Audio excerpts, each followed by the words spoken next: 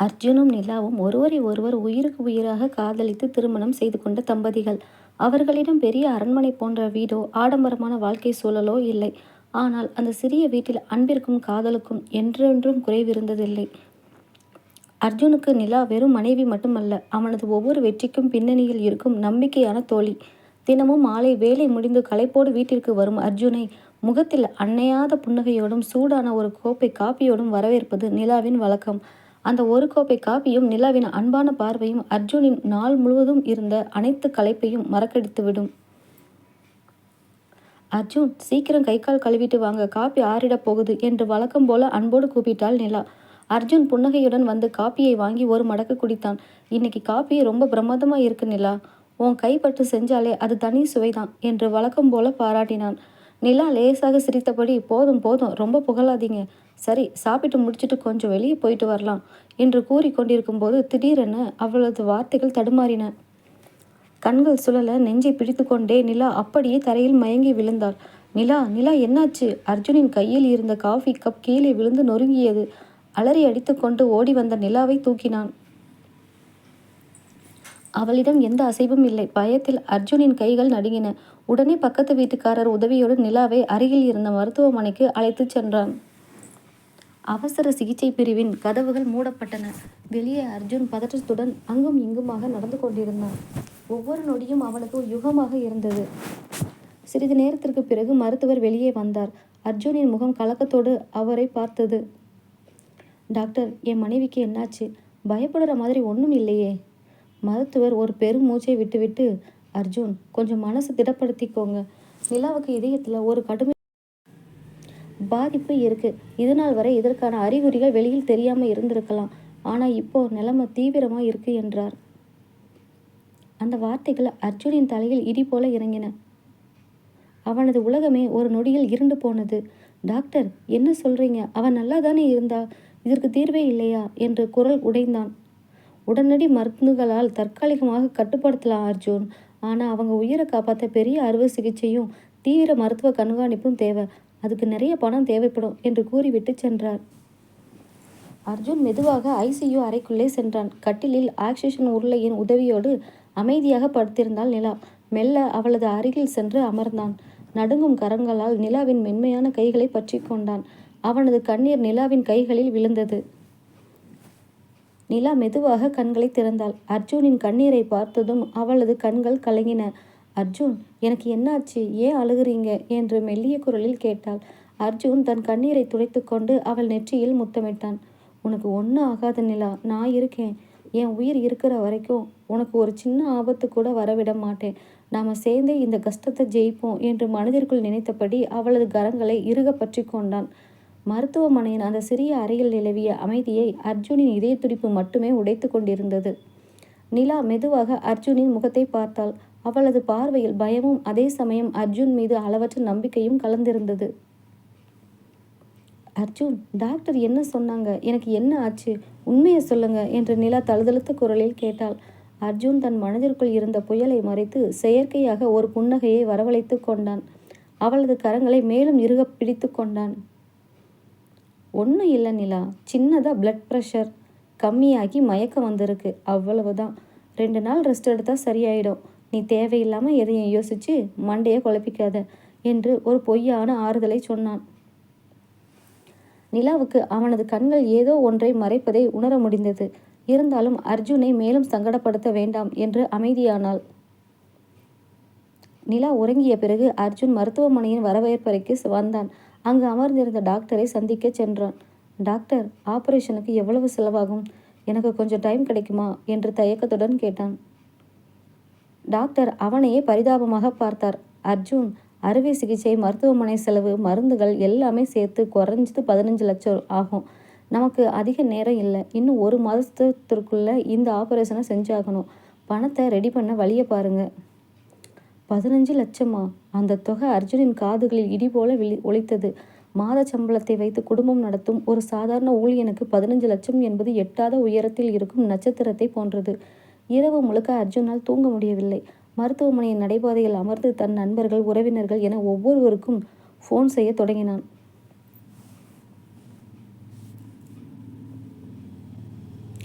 மச்சான், நிலாவுக்கு உடம்பு சரியில்லடா. ஆபரேஷனுக்கு அவசரமாக பணம் தேவைப்படுது. உன்னால் முடிஞ்ச உதவி செய்ய முடியுமா என்று தன் நெருங்கிய நண்பனிடம் கேட்டான். மறுமுனையில் வந்த பதில் அவனை மேலும் உடைத்தது. அச்சச்சோ, நிலாவுக்கு என்னாச்சு அர்ஜுன்? கேட்கவே கஷ்டமாக இருக்கு. ஆனால் இப்போதான் நான் புதுசாக வீடு வாங்க அட்வான்ஸ் கொடுத்தேன்டா. என் கையில் ₹1 கூட இல்லை என்று கூறி ஃபோனை கட் பண்ணி விட்டான். அடுத்து அவனது சொந்த அண்ணனுக்கு ஃபோன் செய்தான். அண்ணே, நிலா உயிருக்கு ஆபத்துன்னு டாக்டர் சொல்கிறாங்க அண்ணே. ஒரு 2 லட்சம் இருந்தால் கொடுங்களேன், சீக்கிரம் திருப்பி கொடுத்துடுறேன். என்னது, 2 லட்சமா? என்கிட்ட அவ்வளவு பணம் ஏதுடா? பொண்டாட்டிக்கு உடம்பு சரியில்லைன்னா நகை நட்டை விற்க வேண்டியது தானே. எங்களை எதுக்கு தொந்தரவு பண்ணுற என்று கோபமாக பேசி ஃபோனை துண்டித்தார். அர்ஜுனின் கண்கள் கலங்கின. கஷ்டம் என்று வரும்போதுதான் யார் உண்மையான சொந்தம், யார் போலி என்று அவனுக்கு புரிந்தது. அர்ஜுன் தன் கண்ணீரை துடைத்து கொண்டான். யாரும் உதவி செய்யலைன்னா என்ன, என் பொண்டாட்டியை காப்பாற்ற வேண்டியது ஏன் கடமை என்று மனதிற்குள் சபதம் எடுத்தான். வீட்டிற்கு சென்று நிலாவின் திருமண நகைகள் அனைத்தையும் எடுத்தான். அடகு கடைக்கு சென்று நகைகளை வைத்து சில லட்சங்களை திரட்டினான். ஆனால் அது ஆபரேஷன் செலவில் பாதியை கூட நெருங்கவில்லை. மீதி பணத்திற்கு என்ன செய்வது? தன் கம்பெனியில் PF லோன் போட விண்ணப்பித்தான். மேனேஜரிடம் சென்று கெஞ்சினான். சார், என் மனைவி உயிருக்கு போராடுறா. தயவு செய்து என் அட்வான்ஸ் பணத்தை உடனே ரிலீஸ் பண்ணுங்க சார் என்று காலில் விழாத குறையாக கேட்டான். மேனேஜரும் அவனது சூழ்நிலையை புரிந்து கொண்டு, அர்ஜுன், நான் கம்பெனி லெவலில் பேசி சீக்கிரம் பணத்தை வாங்கி தர பார்க்குறேன். ஆனால் நீயும் வேற வழிகள் இருந்தா பாரு என்றார். மீண்டும் மருத்துவமனைக்கு வந்த அர்ஜுன் நிலாவின் அறைக்குள் நுழைந்தான். நிலா இப்போது சற்று தெளிவாக இருந்தாள். அர்ஜுனின் முகம் சோர்வாகவும் அவனது கண்கள் சிவந்தும் இருப்பதை பார்த்தாள். அர்ஜுன், இங்கே வாங்க என்று கூப்பிட்டாள். அர்ஜுன் அவள் அருகில் சென்று அமர்ந்தான். நிலா தன் பலவீனமான கரங்களால் அர்ஜுனின் கன்னத்தை தொட்டாள். எனக்காக நீங்கள் ரொம்ப கஷ்டப்படுறீங்கன்னு எனக்கு தெரியும் அர்ஜுன். டாக்டர் என்கிட்ட எல்லாத்தையும் மறைச்சாலும் உங்கள் முகம் எனக்கு உண்மையை சொல்லுது. எனக்கு ஏதோ பெரிய நோய் இருக்குதானே? அர்ஜுன் அதிர்ந்து போனான். நிலா புன்னகைத்தாள். பயப்படாதீங்க அர்ஜுன், இந்த உலகத்தில் எனக்கு கிடைச்ச மிகப்பெரிய வரமே உங்கள் அன்பு தான். எனக்கு என்ன ஆனாலும் நான் உங்கள் நினைவுகளோட சந்தோஷமாக இருப்பேன். ஆனால் எனக்காக நீங்கள் அழக்கூடாது. அர்ஜுன் நிலாவின் கைகளை கெட்டியாக பிடித்து கொண்டான். இல்லை நிலா, நான் இருக்கிற வரை உனக்கு எதுவும் ஆகாது. இந்த உலகத்தில் எந்த சக்தி வந்தாலும் உன்னை என்கிட்ட இருந்து பிரிக்க முடியாது. இந்த ஆப்ரேஷன் நடக்கும். நீ பழையபடி சிரிச்சுக்கிட்டே வீட்டிற்கு வருவ. இதுவும் அர்ஜுனின் சத்தியம். அர்ஜுனின் கண்களில் இருந்த உறுதியை பார்த்த நிலாவுக்கு நெஞ்சில் ஒரு நம்பிக்கை பிறந்தது. ஆனால் இன்னும் தேவையான முழு பணமும் சேரவில்லை. மருத்துவமனையின் கடிகாரம் நள்ளிரவு 12 மணியை அறிவித்தது. அர்ஜுன் மருத்துவமனை நடைபாதையில் அமர்ந்து கையில் இருந்த பணத்தை மீண்டும் மீண்டும் எண்ணி பார்த்தான். நகையை அடகு வைத்தது, PF முன்பணம், நண்பர்களிடம் வாங்கிய சிறிய தொகைகள் எல்லாம் சேர்த்து 7 லட்சம் ரூபாய் வரை சேர்ந்திருந்தது. ஆனால் ஆபரேஷனுக்கு இன்னும் 8 லட்சம் ரூபாய் தேவை. டாக்டர் கொடுத்த கெடுவில் இன்னும் சில நாட்களே எஞ்சியிருந்தன. இன்னும் 8 லட்சம் ரூபாய் எப்படி ரெடி பண்ண போறேன்? அர்ஜுனின் தலையே வெடித்துவிடும் போல் இருந்தது. அப்போது அர்ஜுனின் ஃபோன் அதிர்ந்தது. திரை பார்க்கும்போது அது அறியாத ஒரு எண். அர்ஜுன் ஃபோனை எடுத்தான். ஹலோ ஹலோ அர்ஜுன், நான் விக்ரம் பேசுகிறேன். மறுமுனையில் கம்பீரமான குரல் கேட்டது. விக்ரம்? அர்ஜுன் வேலை செய்யும் கம்பெனியின் மிகப்பெரிய பிஸ்னஸ் பார்ட்னர். பெரும் பணக்காரர், ஆனால் மிகவும் கடுமையான குணமுடையவர். சார், இந்த நேரத்தில் ஃபோன் பண்ணியிருக்கீங்க என்று அர்ஜுன் தயக்கத்துடன் கேட்டான். உன் மனைவிக்கு உடம்பு சரியில்லைன்னு கம்பெனியில் மேனேஜர் சொன்னார். ஆப்ரேஷனுக்கு 8 லட்சம் குறைவுன்னு கேள்விப்பட்டேன். அந்த முழு பணத்தையும் நான் உனக்கு தர்றேன் என்றார் விக்ரம். அர்ஜுனுக்கு தன் காதுகளையே நம்ப முடியவில்லை. இருண்ட காட்டில் ஒரு வெளிச்சம் தெரிந்தது போல் இருந்தது. சார், உண்மையாவா சொல்கிறீங்க? ரொம்ப நன்றி சார். இந்த நன்றியை நான் ஆயுசுக்கும் மறக்க மாட்டேன். பணத்தை நான் கொஞ்சம் கொஞ்சமாக என் சம்பளத்தில் கழிச்சுக்கிறேன் சார் என்று அர்ஜுன் உணர்ச்சி வசப்பட்டு கூறினான். ஆனால் மறுமுனையில் விக்ரம் லேசாக சிரித்தார். அந்த சிரிப்பில் ஏதோ ஒரு ஆபத்து மறைந்திருந்தது. அர்ஜுன், அவசரப்படாத. நான் ஒன்றும் தர்ம சத்திரம் நடத்தலை. இந்த 8 லட்சம் ரூபாயை நான் உனக்கு தரணும்னா நீ எனக்கு ஒரு வேலை செய்யணும். அர்ஜுனின் மனதிற்குள் ஒரு மெல்லிய நடுக்கம் பரவியது. என்ன வேலை சார்? நம்ம கம்பெனியோட அடுத்த ப்ராஜெக்ட் தொடர்பான ரகசிய ஃபைல்ஸ் உன்கிட்ட தான் இருக்குது. அதை நாளைக்கு காலையில் எனக்கு தனியாக கொண்டு வந்து கொடுக்கணும். உனக்கு பணம் கைக்கு வரும். உன் பொண்டாட்டி உயிரோடு இருப்பா. யோசிச்சு முடிவு பண்ணு என்று கூறிவிட்டு ஃபோனை துண்டித்தார் விக்ரம். அர்ஜுன் உறைந்து போய் நின்றான். கம்பெனியின் நம்பிக்கையை துரோகம் செய்து அந்த ஃபைலை கொடுத்தால் அது சட்டப்படி மிகப்பெரிய குற்றம். அர்ஜுனின் நேர்மைக்கும் தொழில் தர்மத்திற்கும் அது முற்றிலும் எதிரானது. ஆனால் மறுபக்கம் உயிருக்கு போராடும் தன் காதல் மனைவி நிலா. ஒரு புறம் தன் வாழ்நாள் நேர்மை, மறுபுறம் தன் உயிருக்கு உயிரான மனைவி. அர்ஜுன் எந்த பாதையை தேர்ந்தெடுக்கப் போகிறான்? அர்ஜுன் நிலாவின் அறைக்கு சென்றான். நிலா ஆழ்ந்த உறக்கத்தில் இருந்தாள். அவளது முகம் மிகவும் அமைதியாகவும் அதே சமயம் பலவீனமாகவும் இருந்தது. அவளது கைகளை பிடித்து கொண்டு அர்ஜுன் அமைதியாக கண்ணீர் வடித்தான். நிலா, உன்னை காப்பாற்ற நான் என்ன வேணாலும் செய்வேன். இந்த உலகமே என்னை தப்புன்னு சொன்னாலும் பரவாயில்லை. எனக்கு நீதான் முக்கியம் என்று மனதிற்குள் நினைத்து கொண்டான். அவன் மனதை திடப்படுத்தி கொண்டு விக்ரமின் நிபந்தனைக்கு சம்மதிக்க முடிவு செய்தான். இரவு 2 மணி. அர்ஜுன் தன் ஆபீஸுக்கு சென்றான். செக்யூரிட்டியிடம் அவசர வேலை என்று கூறிவிட்டு உள்ளே நுழைந்தான். அவனது கைகள் நடுங்கின. கம்ப்யூட்டரை ஆன் செய்து அந்த ரகசிய ஃபைல்களை தன் பென்டிரைவில் காப்பி செய்ய தொடங்கினான். 30%, 60%, 90%. திடீரென ஆபீஸின் கதவு திறக்கும் சத்தம் கேட்டது. யாரோ உள்ளே வரும் காலடி சத்தம் அர்ஜுனின் நெஞ்சை அடைக்க வைத்தது. ஆபீஸ் கதவு திறக்கும் சத்தம் கேட்டு அர்ஜுனின் இதயம் ஒரு கணம் நின்றே விட்டது. வேகமாக செயல்பட்டு பென்டிரைவை கலற்றி தன் பையிற்குள் ஒளித்து வைத்தான். கதவை திறந்து உள்ளே வந்தது கம்பெனியின் செக்யூரிட்டி தான். என்ன அர்ஜுன் சார், இன்னும் கிளம்பலையா? மேனேஜர் சார் உங்களை பற்றி விசாரிச்சாரு என்றார் செக்யூரிட்டி. அர்ஜுன் தன் பதற்றத்தை வெளியே காட்டாமல், இல்லை அண்ணே, மேனேஜர் சொன்ன அவசர வேலையை முடிச்சிட்டேன், இதோ இப்போ கிளம்புறேன் என்று கூறிவிட்டு அங்கிருந்து விறுவிறுவென வெளியேறினான். வெளியே வந்த அர்ஜுன் நேராக விக்ரம் வர சொன்ன இடத்திற்கு சென்றான். விக்ரம் தன் சொகுசு காரில் அமர்ந்திருந்தார். அர்ஜுனை பார்த்ததும் புன்னகையுடன், என்ன அர்ஜுன், ஃபைல் ரெடியா என்றார். அர்ஜுன் தன் பையில் இருந்த பென்டிரைவை கையில் இறுக்கமாக பிடித்து கொண்டான். அவனது மனசாட்சி அவனை உறுத்த தொடங்கியது. நிலாவின் உயிரை காப்பாற்ற நான் திருடனாக மாற வேண்டுமா? ஒருவேளை நிலாவிற்கு உண்மை தெரிந்தால் என் நேர்மையை இழந்து கிடைத்த உயிரை அவள் ஏற்றுக்கொள்வாளா? இந்த எண்ணம் அர்ஜுனின் மனதை அசைத்து பார்த்தது. விக்ரம் செக்புக்கை எடுத்து 8 லட்சத்திற்கான செக்கை எழுத தொடங்கினார். இந்த அர்ஜுன், செக் ரெடி, பென்டிரைவை கொடு என்றார். அர்ஜுன் ஒரு கணம் கண்களை மூடி நிலாவின் புன்னகையையும் அவளது நேர்மையான அன்பையும் நினைத்து பார்த்தான். அடுத்த நொடி அவன் ஒரு தீர்க்கமான முடிவுக்கு வந்தான். மன்னிச்சிடுங்க சார். நிலாவுக்கு என் உயிர் மேலே எவ்வளவு அன்பு இருக்கோ அதே அளவு என் நேர்மை மேலேயும் மரியாதை இருக்குது. அவள் உயிரை காப்பாற்ற நான் உழைப்பேன், போராடுவேன். ஆனால் துரோகம் பண்ணி வர்ற பணத்தால் அவளை காப்பாற்றுனா என் நிலா என்றைக்குமே என்னை மன்னிக்க மாட்டா என்று கூறிவிட்டு செக்கை வாங்க மறுத்து அங்கிருந்து வேகமாக நடை போட்டான். அர்ஜுன் மீண்டும் மருத்துவமனைக்கு ஓடினான். ஆபரேஷனுக்கு இன்னும் 8 லட்சம் ரூபாய் தேவை. என்ன செய்வது என்று தெரியாமல் கதறி அழுதான். அப்போது அவனது மேனேஜரிடமிருந்து ஃபோன் வந்தது. அர்ஜுன், ஒரு நல்ல செய்தி. நம்ம கம்பெனி ஓனரிடம் உன் நிலைமையை பற்றி பேசினேன். உன்னோட பல வருட உண்மையையும் உழைப்பையும் பார்த்த அவர் கம்பெனியின் இன்சூரன்ஸ் அண்ட் எம்ப்ளாயி எமர்ஜென்சி ஃபண்டில் இருந்து 10 லட்சம் ரூபாயை உனக்கு உடனடியாக உதவியாக அப்ரூவ் பண்ணிட்டாரு. பணம் நேராக ஹாஸ்பிட்டல் அக்கௌண்ட்டுக்கு டிரான்ஸ்ஃபர் ஆகிடுச்சு என்றார். அர்ஜுனுக்கு கண்கள் கலங்கி வார்த்தைகளே வரவில்லை. நேர்மைக்கு கிடைத்த வெற்றியாகவே அவன் அதை உணர்ந்தான். ரொம்ப நன்றி சார், ரொம்ப நன்றி என்று அழுது கொண்டே கூறினான். அடுத்த சில மணி நேரங்களில் நிலாவிற்கு தீவிர அறுவை சிகிச்சை தொடங்கியது. ஆபரேஷன் தியேட்டர் வாசலில் அர்ஜுன் கைகூப்பி கடவுளிடம் வேண்டியபடி நின்றிருந்தான். ஒவ்வொரு நிமிடமும் அவனுக்கு நரகமாக இருந்தது. 3 மணி நேர போராட்டத்திற்கு பிறகு ஆபரேஷன் தியேட்டரின் சிவப்பு லைட் அணைந்தது. மருத்துவர் புன்னகையோடு வெளியே வந்தார். Arjun, operation 100% success. நிலா இப்போ முழுசா ஆபத்து இல்லை.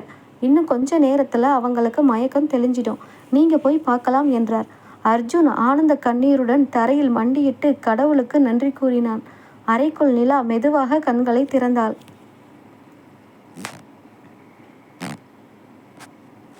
அவளது அருகில் அர்ஜுன் அமர்ந்திருந்தான். அவனது கண்களில் இப்போது பயம் இல்லை, மாறாக அளவற்ற அன்பும் நிம்மதியும் மட்டுமே இருந்தது. நிலா, நம்ம ஜெயிச்சிட்டோம், உனக்கு இப்போ ஒன்றும் இல்லை என்று அவள் கைகளை பிடித்து முத்தமிட்டான். நிலா பலவீனமான குரலில், எனக்கு தெரியும் அர்ஜுன், என் அர்ஜுன் இருக்கிற வரை எனக்கு எதுவும் ஆகாதுன்னு என்று புன்னகைத்தாள். துயரங்களின் இருள் விலகி அவர்களின் வாழ்க்கையில் புதிய நம்பிக்கை ஒளி வீசத் தொடங்கியது. மருத்துவமனையில் இருந்து வீட்டிற்கு திரும்பிய அந்த நாள் அர்ஜுன் மற்றும் நிலாவின் வாழ்க்கையில் ஒரு புதிய விடியலாக அமைந்தது. வாசலிலேயே நிலாவிற்கு திருஷ்டி சுற்றி உள்ளே அழைத்துச் சென்றான் அர்ஜுன். வீட்டிற்குள் நுழைந்த நிலாவின் கண்கள் ஆனந்த கண்ணீரில் நனைந்தன. அந்த சிறிய வீடு இப்போது அவளுக்கு ஒரு பெரிய சொர்க்கமாக தெரிந்தது. நிலா, டாக்டர் உன்னை நல்லா ரெஸ்ட் எடுக்க சொல்லியிருக்காங்க. இனிமே வீட்டில் எந்த வேலையும் நீ செய்யக்கூடாது. சமையல் பாத்திரம் கழுவுறது எல்லாமே நான் பார்த்துக்கிறேன் என்று அர்ஜுன் கண்டிப்பான குரலில் கூறினான். நிலா லேசாக சிரித்தபடி, ஐயோ அர்ஜுன், உங்களுக்கு சமைக்கவே தெரியாதே, அப்புறம் 2 பேரும் பட்டினியாக தான் இருக்கணும் என்றாள் கேலியாக. அதெல்லாம் நான் யூடியூப் பார்த்து கற்றுப்பேன் மேடம், நீங்கள் போய் மெத்தையில் படுங்க என்று சொல்லி அவளை அன்போடு அழைத்து சென்று படுக்க வைத்தான். அர்ஜுனின் நேர்மையையும் நிலாவின் மேல் அவன் வைத்திருந்த உண்மையான அன்பையும் கேள்விப்பட்ட அவனது உறவினர்களும் நண்பர்களும் தங்கள் தவறை உணர்ந்தனர். அன்று மாலை அர்ஜுனின் அண்ணன் வீட்டிற்கு வந்திருந்தார். அவனது கைகளை பிடித்து கொண்டு, என்னை மன்னிச்சிடுடா அர்ஜுன், அன்னைக்கு ஆபத்தான நேரத்தில் உனக்கு உதவாமல் பேசிட்டேன். உன்னோட அன்பும் நேர்மையும் முன்னாடி நான் தோத்துட்டேன்டா என்று வருந்தினார். அர்ஜுன் பெருந்தன்மையோடு, பரவாயில்ல அண்ணே, கஷ்டமான நேரம்தான் நமக்கு யார் உண்மையானவங்கன்னு காட்டுது. எனக்கு உங்கள் மேலே எந்த கோபமும் இல்லை என்று அவரை அணைத்து கொண்டான். நிலாவை பார்க்க வந்த நண்பர்களும் தங்கள் தவறுகளுக்கு மன்னிப்பு கேட்டு அவளுக்கு தேவையான உதவிகளை செய்ய முன்வந்தனர்.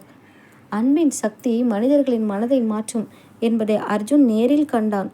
சில மாதங்கள் கடந்தது. நிலா இப்போது முற்றிலும் குணமடைந்து இயல்பு வாழ்க்கைக்கு திரும்பியிருந்தாள். ஒரு நாள் மாலை வேலை முடிந்து வீட்டிற்கு வந்த அர்ஜுனுக்கு வழக்கம் போல நிலா புன்னகையோடும் சூடான காப்பியோடும் காத்திருந்தாள். ஆனால் அவளது முகத்தில் வழக்கத்தை விட ஒரு தனி பிரகாசம் இருந்தது. காப்பியை கொடுத்துவிட்டு அர்ஜுனின் கைகளில் ஒரு சிறிய பரிசு பெட்டியை கொடுத்தாள். என்ன நிலா இது என்று அர்ஜுன் குழப்பத்துடன் கேட்டான். திறந்து பாருங்களேன் என்றாள் நிலா வெட்கத்துடன்.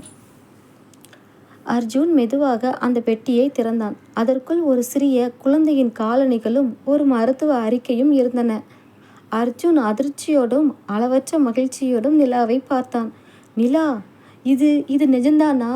அவனது குரல் தழுதழுத்தது. நிலா ஆனந்த கண்ணீருடன் தலையசைத்தாள். ஆமா அர்ஜுன், நாம் 2 பேரும் இனி 3 பேரை ஆக போகிறோம். கடவுள் நமக்கு இன்னொரு அழகான உயிரை பரிசா கொடுத்துருக்காரு. அர்ஜுன் நிலாவை அப்படியே வாரி அணைத்து கொண்டான். அவளது நெற்றியில் அழுத்தமாக முத்தமிட்டான். என் வாழ்க்கையில் வந்த மிகப்பெரிய வரமே நீதான் நிலா. உன்னை எந்த சூழ்நிலைகளையும் விட்டு கொடுக்காம காப்பாற்றினதுக்கு கடவுள் எனக்கு கொடுத்த மிகப்பெரிய பரிசு இது என்று உணர்ச்சி வசப்பட்டான். கஷ்டங்களும் சோதனைகளும் தம்பதிகளின் வாழ்க்கையை சோதிக்க வரலாம். ஆனால் உண்மையான அன்பும் பரஸ்பர நம்பிக்கையும் நேர்மையும் இருந்தால் எந்த புயலையும் கடந்து வாழ்க்கையை சோலையாக மாற்ற முடியும் என்பதை அர்ஜுனும் நிலாவும் நிரூபித்தார்கள். அவர்களது சிறிய வீட்டில் அன்பின் கீதம் என்றென்றும் ஒலித்து கொண்டே இருந்தது.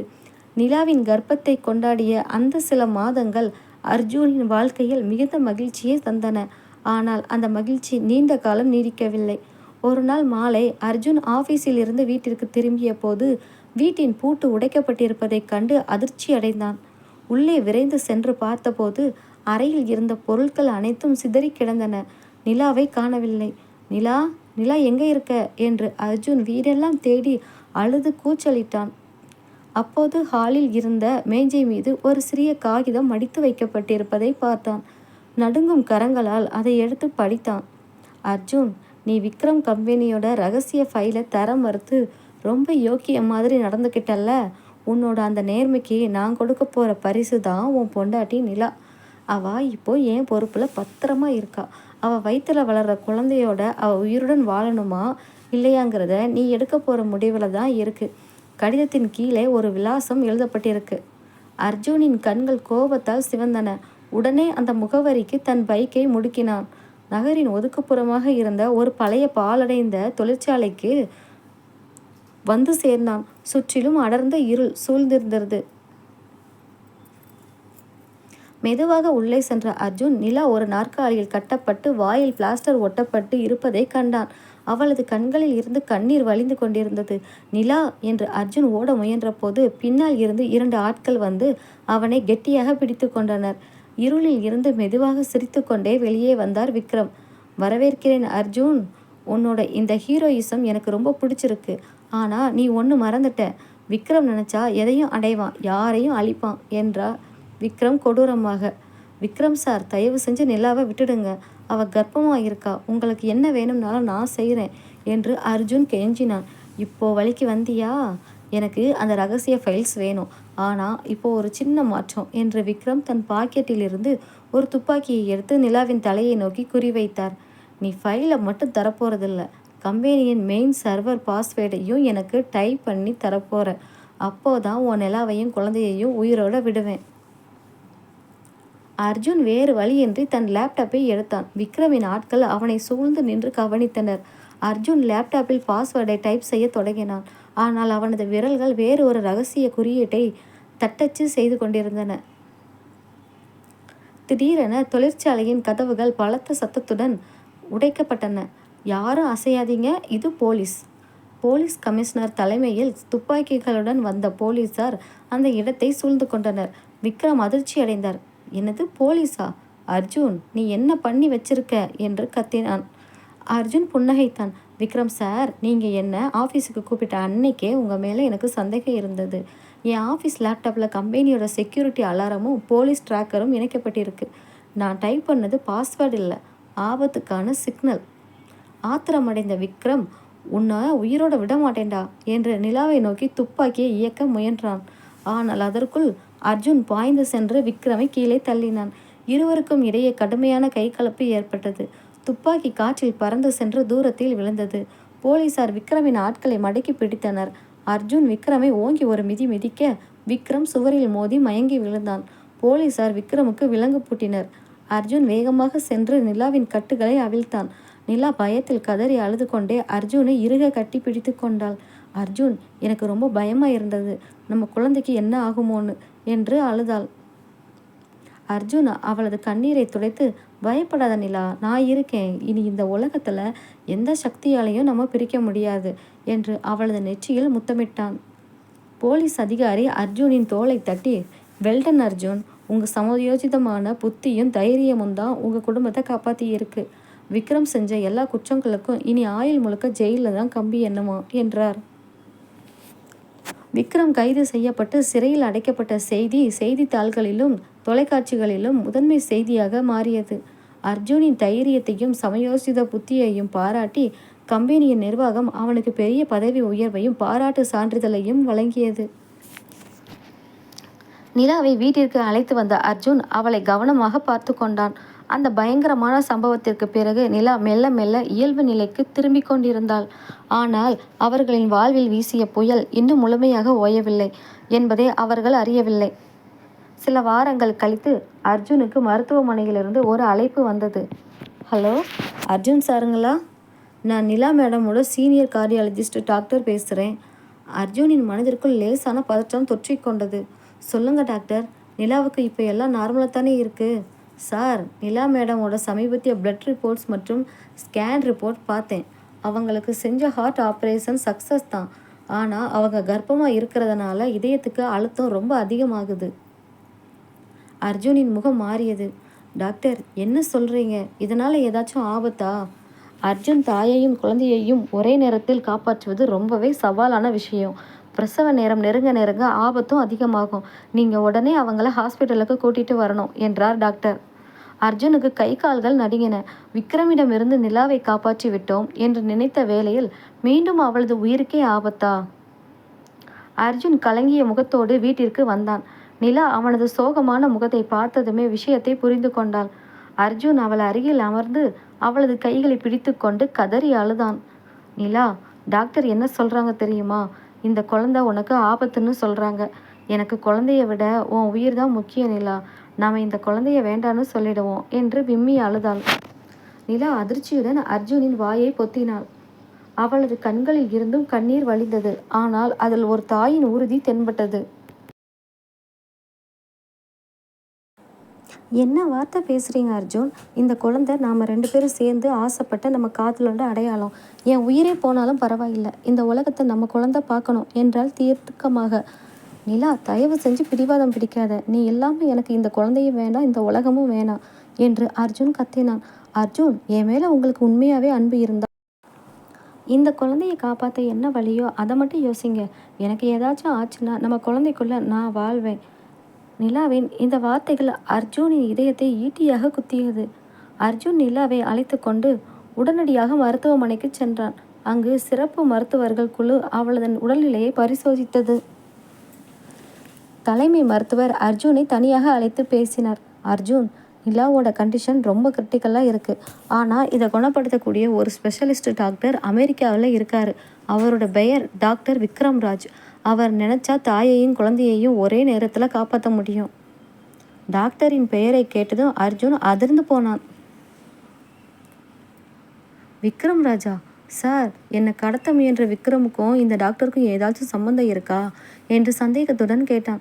மருத்துவர் சிரித்து கொண்டே, ஐயோ அர்ஜுன், அவர் வில்லன் விக்ரம். இவர் உலக புகழ்பெற்ற இதயவியல் நிபுணர் டாக்டர் விக்ரம் ராஜ். ஆனால் ஒரு பிரச்சனை இருக்குது. என்ன பிரச்சனை டாக்டர்?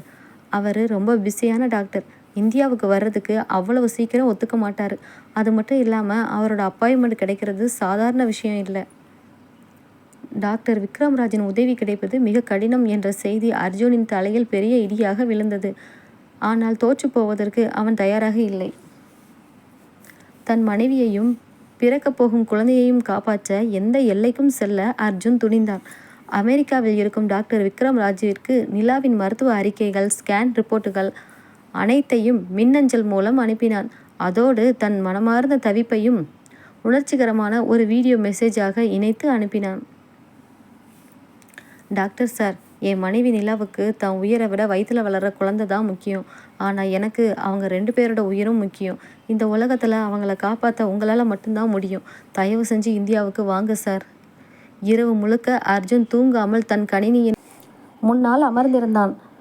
விடியற் காலை 4 மணிக்கு அவனது மின்னஞ்சலுக்கு ஒரு பதில் வந்தது. அது டாக்டர் விக்ரம் ராஜிடமிருந்து வந்த மின்னஞ்சல். அர்ஜுன், உங்களின் அன்பும் நிலாவின் தாய்மை உணர்வும் என்னை நெகிழ வைத்து விட்டது. அடுத்த வாரம் நான் ஒரு மருத்துவ மாநாட்டிற்காக டெல்லி வரவின் திட்டமிட்டிருந்தேன். அதை ரத்து செய்துவிட்டு நாளை மாலையே சென்னைக்கு வருகிறேன். நிலாவிற்கு நானே அறுவை சிகிச்சை செய்கிறேன். அந்த செய்தியை படித்த அர்ஜுனின் கண்களில் இருந்து ஆனந்த கண்ணீர் பெருகியது. உடனடியாக கடவுளுக்கு நன்றி கூறினான். மறுநாள் மாலை உலக புகழ்பெற்ற டாக்டர் விக்ரம் ராஜ் சென்னை மருத்துவமனைக்கு வந்து சேர்ந்தார். அவர் நிலாவை பரிசோதித்துவிட்டு அர்ஜுனை பார்த்தார். அர்ஜுன், நிலைமை ரொம்ப ஆபத்தானது தான். குழந்தையின் வளர்ச்சி இதயத்தின் இரத்த ஓட்டத்தை வெகுவாக பாதிக்கிறது. அதனால் நாம் உடனடியாக அறுவை சிகிச்சை செய்ய வேண்டும். தாயையும் குழந்தையையும் ஒரே நேரத்தில் காப்பாற்றுவது ஒரு பெரிய அக்னி பரீட்சை என்றார். அறுவை சிகிச்சைக்கான ஏற்பாடுகள் தீவிரமாக நடந்தன. நிலா ஆபரேஷன் தியேட்டருக்குள் அழைத்து செல்லப்படும் முன் அர்ஜுனின் கைகளை பிடித்து கொண்டாள். அர்ஜுன், ஒருவேளை எனக்கு ஏதாச்சும் ஆயிடுச்சுன்னா நம்ம குழந்தைய ரொம்ப பத்திரமா பார்த்துக்கோங்க என்று கண்ணீருடன் கூறினாள். அர்ஜுன் அவள் நெற்றியில் முத்தமிட்டு, அப்படி எதுவும் நடக்காத நிலா. நீயும் நம்ம குழந்தையும் புன்னகையோடு வெளியே வருவீங்க. நான் உங்களுக்காக இங்கே காத்துக்கிட்டு இருப்பேன் என்றான் உறுதியான குரலில். ஆபரேஷன் தியேட்டரின் சிகப்பு விளக்கு எரிந்தது. வெளியே அர்ஜுன் நின்று கொண்டிருந்தான். நேரம் நகர நகர அவனது இதய துடிப்பு அதிகரித்தது. 1 மணி நேரம், 2 மணி நேரம், 3 மணி நேரம். திடீரென ஆபரேஷன் தியேட்டருக்குள் இருந்து அவசர கருவிகளின் சத்தமும் டாக்டர்களின் பரபரப்பான பேச்சுகளும் வெளியே கேட்டன.